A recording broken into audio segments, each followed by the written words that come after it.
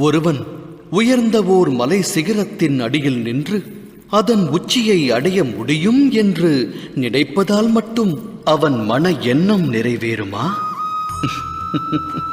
இயலாது. முயற்சி வேண்டும்.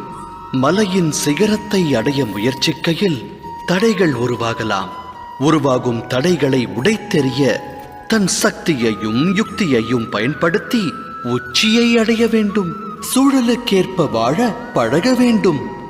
வன்மம் அவன் மனதில் விருட்சமாக எழுந்தால் லட்சியத்தை எட்ட நிச்சயம் முடியாது.